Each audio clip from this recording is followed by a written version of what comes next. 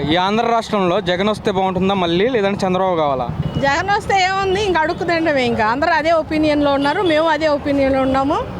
ఇప్పటికీ ఆయన చేసింది ఏమీ లేదు, అందుకే అందరూ జగన్కి బాయ్ బాయ్ జగన్ అని అంటున్నారు.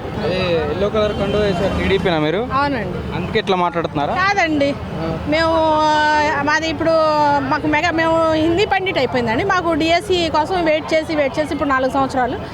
ఈ ఇయర్తో ఏజ్ బార్ కూడా అయిపోయింది మాది. సో ఈ ప్రభుత్వం మీద మాకు అంటే ఇక ఇతని వల్ల ఏమీ లేదు మాకు. దీనికోసం మేము నలుగురిని ఇంకా మోటివేషన్ చేసి ప్రభుత్వాన్ని గద్దె దించి డెవలప్మెంట్ ఎవరైతే ఉద్యోగాలు ఇస్తారో, విద్య గురించి ఎవరికైతే ఇలువ ఉందో, అసలు ఆ ఉద్యోగాలు లేకుండా బీటెక్లు ఎంటెక్లు చేసిన వాళ్ళకి కూడా వాలంటరీ ఉద్యోగాలు ఇచ్చి అవి ఒక ఉద్యోగాల్లాగా అని చెప్పుకొని తిరుగుతున్న ఇలాంటి పిచ్చి ఆలోచన ఉండవాడికి, జీరో నాలెడ్జ్ ఉన్న సీఎంని మేము దించాలని తెలుగుదేశంలో కార్యకర్తలాగా మేము పనిచేస్తూ తెలుగుదేశం పార్టీలోకి మేము వచ్చి మేము పనిచేస్తామండి. మరి వైసీపీ నుంచి ఏంటి ఈసారి జగన్ మళ్ళీ వస్తాడు సీఎంగా అంటున్నారు? జగన్ మళ్ళీ వచ్చేది ఏం లేదు. ప్రతి ఒక్కళ్ళు కూడా మీరు చూస్తున్నారు ఈ మధ్య సోషల్ మీడియా కానీ ప్రతి ఒక్కళ్ళకి డెప్త్ దాకా అర్థమవుతుంది.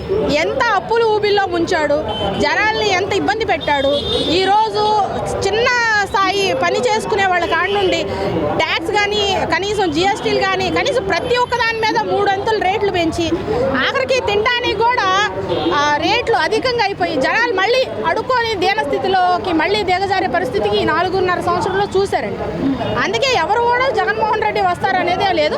ఏదన్నా ఉంటే ఎవరన్నా వాళ్ళకి సంబంధించిన వాళ్ళు, వాళ్ళకి లబ్ధి పొందిన వాళ్ళు, రౌడీ నాయకులు ఉన్నారు కదా, వాళ్ళు చెప్పుకుంటామేనండి. అసలు స్వచ్ఛమైన ప్రజలైతే ఎవరూ కూడా దీన్ని ఒప్పుకోరు. ఇక్కడ బాపట్లో చూసుకుంటే టీడీపీ నుంచి వేగేసిన నరేంద్ర వర్మ, అంటే కూటమి టీడీపీ, జనసేన, బీజేపీ, అటు నుంచి వైసీపీ, కోన రఘుపతి, ఎవరు గెలుస్తారు? డెఫినెట్గా మన వర్మ గారే గెలుస్తారండి. ఎంత నమ్మకం? వర్మ గారు రాజకీయం కోసం ఆయన రాలేదు, ప్రజల కోసమే వచ్చారు.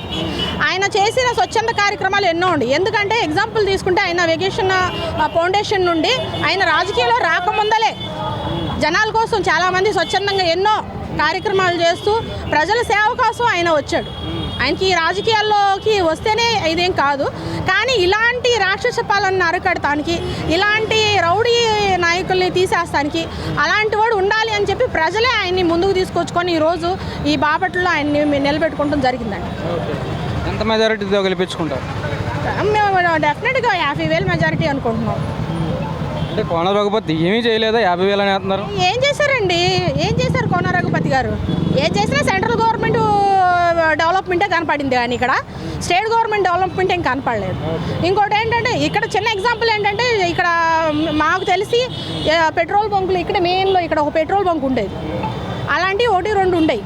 అవి కూడా తీసేసి తన సొంతంగా ఆయన ఇక్కడ పెట్రోల్ బంకులు అవన్నీ పెట్టుకుని తను బిజినెస్ వాటికే కనపడిందే, కానీ ఇక్కడ ఆయన డెవలప్మెంట్ ఏం కనపడలేదండి.